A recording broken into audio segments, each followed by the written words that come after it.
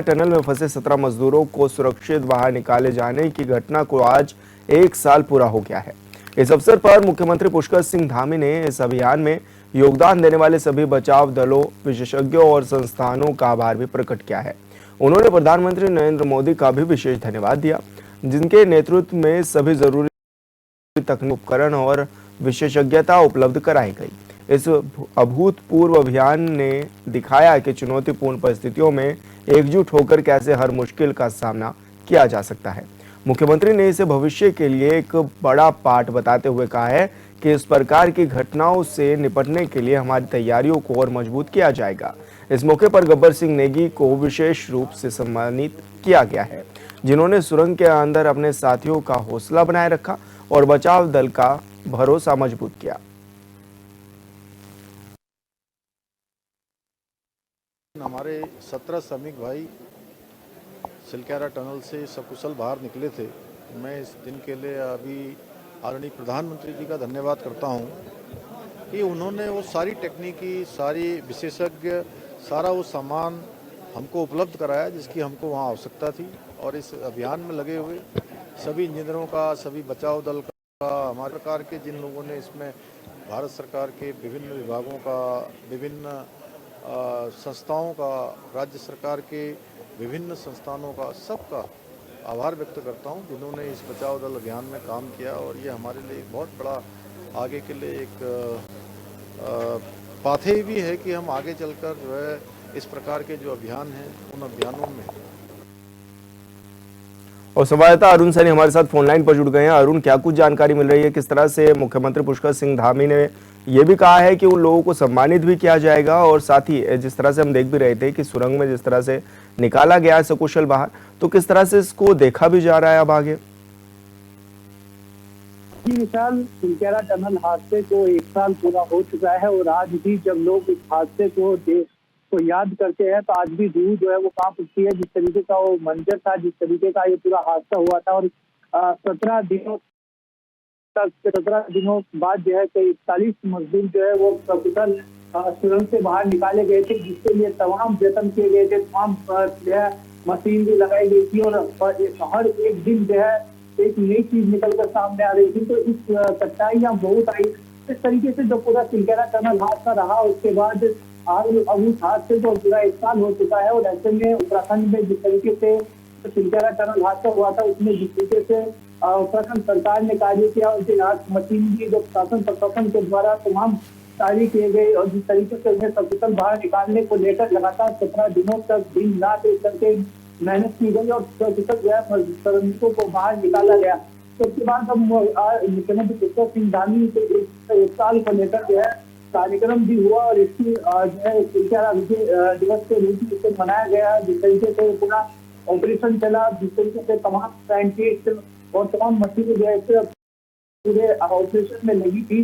तो ऐसे में अब मुख्यमंत्री पुष्कर सिंह धामी ने कहा कि आने वाले भविष्य में अविस्मरण न करें, अगर कुछ ऐसा होता है तो उसके लिए भी उत्तराखंड बिल्कुल तैयार है। जिस तरीके से एक बड़ा हादसा हुआ और जिससे उत्तराखंड सकुशल लिखता है, तो ऐसे में आने वाले समय में इस तरीके का हादसा अगर होता है तो उससे भी पर निपटा जाएगा। और ऐसे में ठीक भी जाए ये हादसा देखा गया है और आने वाले समय में तमाम जो मशीन भी है उसका किस तरीके से होना है। उत्तराखंड में आने वाले समय में अगर कोई हादसा ऐसा होता है तो उसमें बचाव इस तरीके से करना है, इसको लेकर तमाम सीख भी जो है मिली है। और मुख्यमंत्री पुष्कर सिंह धामी के द्वारा जो एक समन्वित गब्बर सिंह जो की उन सभी 41 श्रमिकों को लीड कर रहे थे और अंदर जिन्होंने सभी श्रमिकों का हौसला बढ़ाया और सरकार का भी उन्होंने साथ दिया, सरकार के कंधे से कंधे मिलाकर जो वो खड़े रहे और वास्तव से अपने साथियों को तमाम जो है वो इनपुट देते रहे। भारत सरकार से मिलकर जो है तमाम, यानी कि उन्होंने अपने साथियों का हौसला डगमगाने नहीं दिया था। तो इस तरीके से जो पूरा ऑपरेशन रहा इसका भी पुष्कर सिंह धामी ने मनाया और मुख्यमंत्री पुष्कर सिंह धामी ने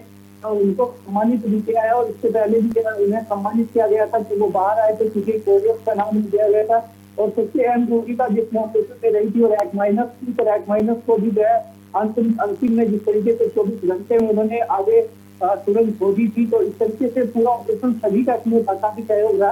तो ये सुरंग जो 1 साल सिलक्यारा टनल हादसे का जो रेस्क्यू ऑपरेशन सफल हुआ था उसको मनाया गया। बड़े मुख्यमंत्री पुष्कर सिंह धामी ने कहा कि आने वाले समय में हर मुसीबतों से लड़ने के लिए और हर मुसीबतों से निपटने के लिए उत्तराखंड पूर्ण रूप से तैयार है।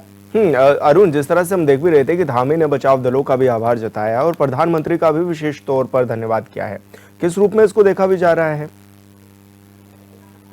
जी विशाल, बिल्कुल देखिए, क्योंकि जब ये अगर देखा जाएगा, फ्लैशबैक में जाया जाए, तो जब ये पूरा हादसा हुआ और जब ये पूरा सिलसिला ऑपरेशन चल रहा था, उसके तब केंद्र सरकार की भी इसमें पूरा योगदान था। और तमाम जो मशीन भी, बड़ी बड़ी मशीनें, बड़े बड़े बोल्डर, जो तमाम चीजें जो थी, बोल्डरों को भी चुके आ रहे थे, तो ऐसे में उन मशीनों के जरिए जो पत्थर काटने का काम हो या जो बोल्डर सुरंग के अंदर आ गए थे, उस बोल्डर को हटाने का काम हो, तो उसके लिए तमाम मशीनें लगाई गई। बड़ी बड़ी मशीनें केंद्र सरकार ने तुरंत एकदम मदद देने का काम किया केंद्र सरकार की तरफ से। मुख्य यहाँ तक कि प्रधानमंत्री नरेंद्र मोदी की उन्हें पल की नजर दे पूरे ऑपरेशन प्रगतियों पर करके अपडेट मुख्यमंत्री पुष्कर सिंह धामी से लेते रहे हैं। तो इस तरीके से जिस तरीके से केंद्र सरकार का पूरा सहयोग इसमें रहा है, राज्य सरकार ने भी पूरा जिस तरीके से कार्य किया है, तो उसी का परिणाम था कि जिस तरीके से जो 40 श्रमिक अंदर श्रमिक बचे थे, वो सकुशल जो है बाहर आए और बाहर आ पाए। ऐसे में मुख्यमंत्री पुष्कर सिंह धामी ने प्रधानमंत्री नरेंद्र मोदी और जो तमाम साइंटिस्ट उसमें लगे, तमाम जो अन्य जो साइंटिस्ट लगे जिन्होंने वर्क किया, जो मशीन भी लगी, जो लोगों ने इसमें योगदान दिया, उन सभी का धन्यवाद जो है वो किया है। बिल्कुल अरुण, बहुत शुक्रिया आपका तमाम जानकारी साझा करने के लिए। केसरगंज लोकसभा के पूर्व सांसद ब्रजभूषण शरण सिंह एक निजी कार्यक्रम में शामिल होने सुल्तानपुर कादिरपुर स्थित मालापुर गांव पहुंचे हुए थे। इस दौरान पत्रकारों से रूबरू होने पर उन्होंने तमाम मुद्दों पर अपनी प्रतिक्रिया दी। दीपेंद्र हुड्डा के सवाल पर उन्होंने कहा है कि 2012 में दीपेंद्र हुड्डा को हराकर वे अध्यक्ष बने, तब से वे लगातार अध्यक्ष रहे। ब्रजभूषण शरण सिंह ने साफ करते हुए यह भी कहा है कि दीपेंद्र और भूपेंद्र हुड्डा ने दोनों ने मिलकर मेरे खिलाफ महिलाओं का प्रयोग किया। उन्होंने कहा है कि खिलाड़ियों को डिप्टी एसपी सरकारी नौकरी देने का वायदा भी किया गया था, फिर भी भगवान ने मेरी मदद की है।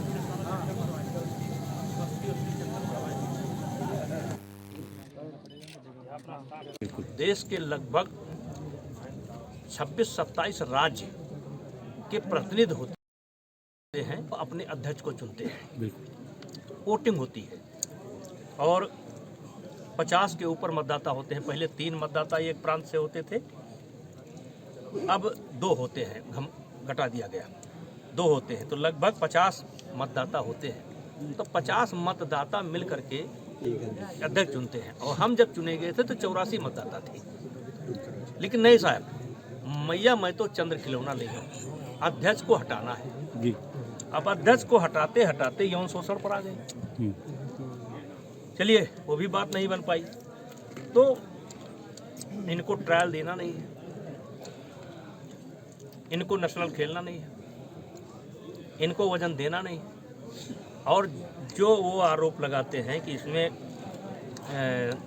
मैंने सुना है कि किसी ने कहा है कि अगर मैं बीजेपी ज्वाइन कर लेता तो ये ना होता। हाँ जी। देखिए, नाडा और वाडा जो एजेंसी है उस पर किसी सरकार का नियंत्रण। आगरा में मेट्रो ट्रेन के लिए टनल बनाई जा रही है, जिससे मोती कटरा और इसके आसपास के लोगों की नींद उड़ी हुई है। टनल तैयार करने के लिए हैवी मशीनों का इस्तेमाल किया जा रहा है, जिससे इसके आसपास के मकानों की नींवें भी हिल रही हैं, साथ ही दीवारों और छतों में दरार आ रही हैं। मोती कटरा पर रह रहे सैकड़ों परिवार अब उत्तर प्रदेश सरकार और मेट्रो से मुआवजे की गुहार भी लगा रहे हैं।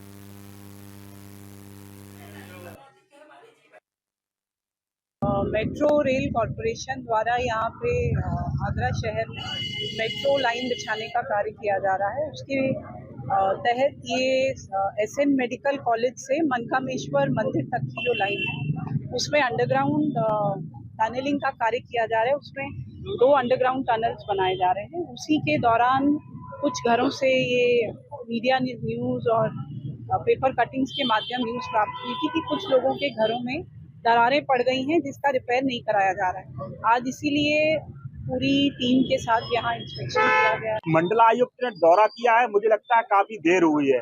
आगरा में जो मोती कटरा क्षेत्र है, यहाँ पे विकास के नाम पे कम से कम 1000-5000 जिंदगियों के साथ पूरी तरीके से खिलवाड़ किया जा रहा है।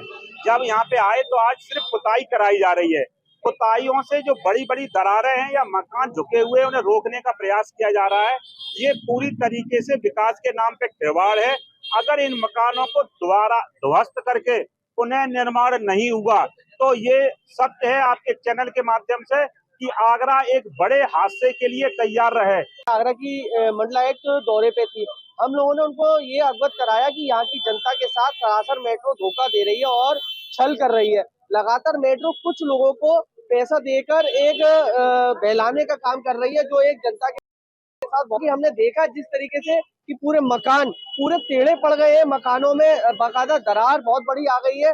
मकानों में एक जगह तो हमने देखा कि उसका नीचे से पूरा पोल हुआ पड़ा है और मेट्रो उसको सीमेंट द्वारा सिर्फ भरने का काम कर रहा है। और संवाददाता मनीष गर्ग हमारे साथ फोन लाइन पर जुड़ गए हैं। मनीष, क्या कुछ जानकारी मिल रही है, किस तरह लोगों की नींद उड़ी हुई है इन दिनों में? बिल्कुल बात करूं विशाल, अगर बात की जाए एक तरफ मेट्रो के विकास कार्यों की बात की है तो कहीं ना कहीं विकास कार्यों में सरकार की खैर कसर नहीं छोड़ी जा रही, लेकिन कहीं ना कहीं अब आगरा के जो निवासी हैं, जो लोग हैं, कहीं ना कहीं उनकी अगर बात की जाए तो सांसद में जान फंसी हुई है। कहीं ना कहीं उनकी कह सकते हैं हम लोग रात की नींद उड़ी हुई है। लोगों को कहना ये है कि हमें ये नहीं पता आखिर ये मकान हमारा कब धराशायी हो जाए और न जाने कौन सी घटना घटित हो जाए। तो लगातार अगर कह सकते हैं हम लोग जो टनल में जो कि जमीन की बात की जाए तो छात्री कहीं ना कहीं हम लोग कह सकते हैं जो धरती को 200 मीटर तक गहरा कहीं ना कहीं उसको जेसीबी मशीन द्वारा तो खुदाई हुई, बोरिंग मशीनों द्वारा खोदा जा रहा है। तो जो दरारें हैं वो कहीं ना कहीं लगभग कह सकते हैं जो वो बोरिंग मशीनों द्वारा जहां पर खोदा जा रहा है उससे लगभग 200 मीटर तक कहीं ना कहीं मकानों में दरारें आ गई हैं। लगभग का बताया जा रहा है कि 1700 मकानों में दरारें, जिसमें से अगर बात की जाए तो सिर्फ 151 मकानों को चिन्हित किया गया है। तो कहीं ना कहीं जब 1700 मकानों में दरार है, 1700 मकानों में रहने वाले कहीं ना कहीं हम लोग कह सकते हैं कई हजारों लोग होंगे जिनकी कहीं ना कहीं नींद उड़ी हुई है, जिन्हें ये नहीं पता कि आखिर हमारी जान कहीं ना कहीं कितनी बड़ी हथेली पर रखी हुई है। और वहीं आगरा प्रशासन द्वारा लगातार ये कहा जा रहा है कि मकानों का सर्वे कर रिपेयर करा जाएगा, लेकिन 1700 मकानों में जब दरारें तो उसमें से 151 मकानों को सर्वे कर ये कहा जा रहा है कि हम लोग इनका जो भी है मरम्मत करवाएंगे, निर्माण करवाएंगे। और कहीं ना कहीं तो ये कहीं ना कहीं प्रशासन द्वारा एक लापरवाही भी है कि आखिर इतने मकानों को कहीं ना कहीं जब दरारें हैं तो इतना कम क्यों टारगेट किया जा रहा है इन चीजों को। बिल्कुल मनीष, बहुत शुक्रिया आपका तमाम जानकारी साझा करने के लिए। और यहाँ रुके छोटे से ब्रेक के लिए, जल्द होंगे हाजिर। ब्रेक के बाद स्वागत है आपका। अलीगढ़ के थाना क्वारसी क्षेत्र में स्थित विकास भवन सभागार में जिला पंचायत राज अधिकारी की तानाशाही के खिलाफ सफाई कर्मचारियों ने मोर्चा खोलना शुरू कर दिया है। आरोप है कि कर्मचारी को उनके मूल काम यानी कि सफाई के काम से हटा दिया गया है और उनकी जगह अधिकारी सफाई कर्मचारियों को रख रहे हैं और उन पर कुछ और काम कराने का भी दबाव बनाया जा रहा है। वहीं सफाई कर्मचारियों का कहना है कि वो अब जिला पंचायत राज अधिकारी से इस तानाशाही को बर्दाश्त नहीं करेंगे।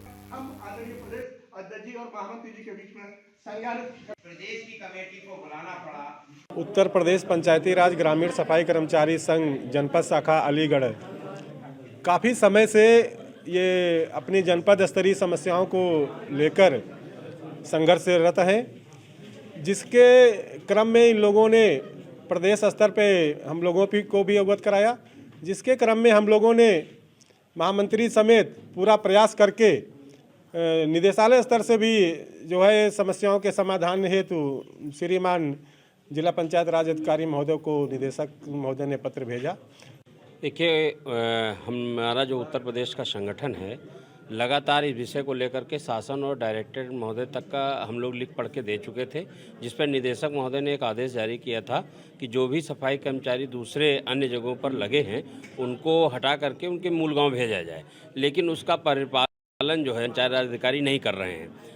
हमसे अपेक्षा करते हैं, अपना जो आदेश करेंगे उस पर अपेक्षा करेंगे कि इस आदेश का कंप्लाइन हो जाना चाहिए, पन्नी बिन जानी चाहिए, गाड़ी चल जानी चाहिए, लेकिन जो इनके ऊपर के आदेश आ रहे हैं उसका ये पालन नहीं करेंगे।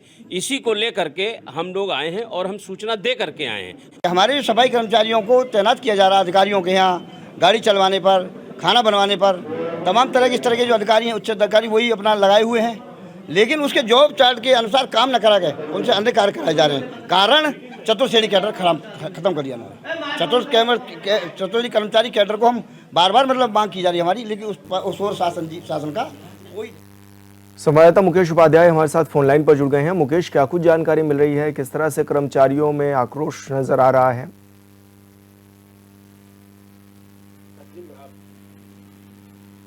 मुकेश, आवाज मिल पा रही है आपको? तो बता दें कि सफाई कर्मचारियों की मांगे भी हैं और उन्होंने इसको लेकर हंगामा भी किया है। साथ ही जिला पंचायत अधिकारी पर भी गंभीर आरोप उन्होंने लगाए हैं। उन्होंने कहा है कि तानाशाही पर उतर आए हैं अधिकारी और दूसरे विभागों में काम करवाने का भी उन्होंने आरोप लगाया है।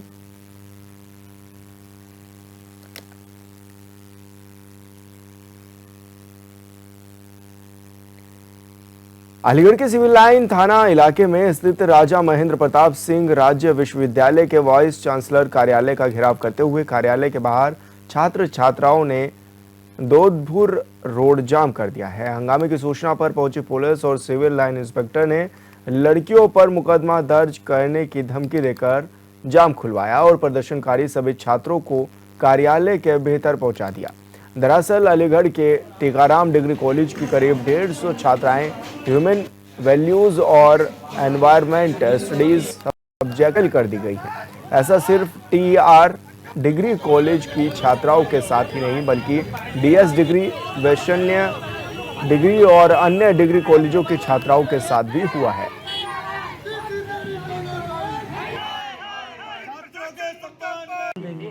एडमिशन देखिए कॉलेज लेता है, जहाँ बच्चों ने एडमिशन लिया उस कॉलेज ने लिया है, विश्वविद्यालय ने एडमिशन नहीं लिया है। और पीजी में एडमिशन लेने के लिए यूजी तो पास होना चाहिए। कॉलेज एडमिशन लेते समय कॉलेज प्रशासन को देखना चाहिए था कि बच्चा पास है या फेल है। नहीं, ये एवरेज में 80% बच्चे पास हैं, रिजल्ट लगभग सही है, रिजल्ट में कोई कमी नहीं है। फेल लगभग 20% के आसपास होगा। 20% में कितनी क्वांटिटी बन रही होगी आपकी? Total quantity number of students लगभग 70,000 से 14,000 के आसपास होगी। इनकी समस्या ये है कि बीए में इन सभी छात्राओं को लास्ट सेमेस्टर 5th सेमेस्टर यानी कि इनको फेल कर दिया गया और नॉट क्वालिफाइड इसमें दिखा के इनका एमए में एडमिशन लेने के बाद में इनका फर्स्ट सेमेस्टर की फ़ीस भी जमा कर ली गई इनसे और अब इनको एडमिट कार्ड प्रोवाइड नहीं किया जा रहा बिल्कुल भी इनको। और इनसे कॉलेज प्रशासन तो इनकी नहीं सुनता है, यूनिवर्सिटी प्रशासन तो इनसे बात नहीं करना चाहता है। को कैरिकुलर सब्जेक्ट में बैग लगा दिए इन्होंने। हम 1 महीने से भाग रहे हैं यहाँ पे। बीसी यहाँ पे मिलता नहीं है। जब भी हम यहाँ पे आते हैं तो बीसी कह देता है यहाँ पे हम है ही नहीं है, बीसी है ही नहीं है और गेट पे ताला लगा देते हैं। प्रिंसिपल हैं तो प्रिंसिपल भी कुछ सुन रही नहीं है, वो कह रही है हमारे हाथ में नहीं है, ये बीसी के हाथ में है। और हमारी पहले एक सब्जेक्ट में हमने पहले एग्ज़ाम दिया था को कैरिकुलर सब्जेक्ट का, उसमें बैग लगा दी, फिर दोबारा एग्ज़ाम दिया तो बैग पे बैग लगा दी। वैसे मैंने चेक किए थे घर पे जाकर तो मेरे 32 क्वेश्चन आंसर ठीक थे मेरे और इन्होंने 28 देके बैग लगा दिए उसमें। जब कॉपी के लिए बोला था कि कॉपी चेक करा दो तो कॉपी चेक कराई नहीं है इन्होंने हमारी। मेरी मांग ये है कि मेरे बीए फाइनल में 5th सेमेस्टर में NQ आई है, नॉट क्वालिफाई आई है, तो उसकी मांग में आए हमें ग्रेस चाहिए। तो अब हम 1 महीने से घूम रहे हैं, इन्होंने कुछ भी नहीं किया, तो हम इसमें ग्रेस मांग किस विषय में ग्रेस चाहिएगा? किस तरह? को करिकुलर सब्जेक्ट है। कितने साल से फेल हो रहे हैं आप? हमें मेरा तो अब के आया है। तुम्हारा अब क्या है? जी। एडमिशन वगैरह भी आगे दे दिया? जी, एमए में एडमिशन दे दिया मेरे 5th उसमें। बीए क्लियर नहीं है? बीए क्लियर नहीं है, एमए में एडमिशन दे दिया फर्स्ट बीए। कितने लोग आए हुए हैं यहाँ पर? और संवाददाता मुकेश उपाध्याय हमारे साथ फोन लाइन पर जुड़ गए हैं। मुकेश, किस तरह से छात्र अब प्रदर्शन करने को भी मजबूर हैं और क्या कुछ कह रहे हैं, क्या उनकी मांगे हैं? जी, मैं आपको बता दूं ये पूरा प्रकरण जो है अलीगढ़ राजा महेंद्र प्रताप यूनिवर्सिटी का है, जहाँ छात्र और छात्राओं ने जो है पीसी पे गंभीर आरोप लगाए और कहा है कि हमें जो है करीब 125 बच्चे जो है एक ही सब्जेक्ट में फेल कर दिए गए और उन्हें आगे जो है एडमिशन भी दे दिया और उसके बाद जो है अब वो लोग जो है अपना जो हॉल टिकट है उसके लिए भागे डोले, लेकिन उन्हें वो नहीं मिल रहा है। उसे लेकर जब उधर से उधर बच्चों को चक्कर लगाने अगर प्रिंसिपल के पास पहुंचते तो प्रिंसिपल उनका जो बोलता है कि बीसी के पास जाइए, ये हमारी समस्या नहीं है। इसे आक्रोशित होकर बच्चों ने जाम भी लगाया और प्रदर्शन भी किया और छात्र छात्राओं की यही मांग है कि हमें हॉल टिकट दिया जाए। और कहीं ना कहीं आप जान सकते हैं कि 125 बच्चे एक ही सब्जेक्ट में फेल हो रहे हैं, तो क्या है कहीं ना कहीं शिक्षा विभाग की लापरवाही ही नजर आती है। बिल्कुल मुकेश, बहुत शुक्रिया आपका तमाम जानकारी साझा करने के लिए। रायबरेली में दहेज हत्या के मामले में जेल में बंद विचाराधीन एक बंदे ने गुरुवार को फांसी लगाकर आत्महत्या कर ली। खबर जैसे ही जेल प्रशासन को लगी, अफरा तफरी मच गई। थाना पुलिस और फोरेंसिक टीम जेल पहुंची हुई है, जिसके बाद मृतक के शव को कब्जे में लेकर पोस्टमार्टम के लिए भी भेजा गया है। नायब तहसीलदार सदर तेजस्वी त्रिपाठी ने बताया है कि जेल में एक बंदी की मौत हुई है, जो कि अमेठी का रहने वाला है।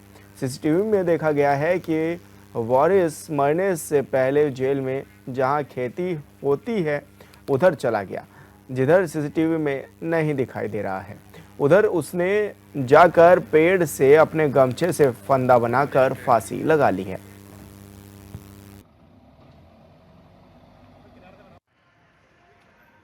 वारिस नाम का एक कैदी है, जैस अमेठी का रहने वाला है। उसने 5 बजे के करीब फांसी लगा ली पेड़ से लटक कर। जो सीसीटीवी कैमरा में देखा गया उससे ये पता लगा कि 4:30 बजे के करीब उसकी अपने घर वालों से बात हुई। उसके बाद वो जहाँ खेती होती है जेल के अंदर उस तरफ गया और दाएं मुड़ के जहाँ तक सीसीटीवी की नज़र नहीं जाती है वहाँ पे उसने अपने सर पे बांधा था, उसी से फांसी लगा ली।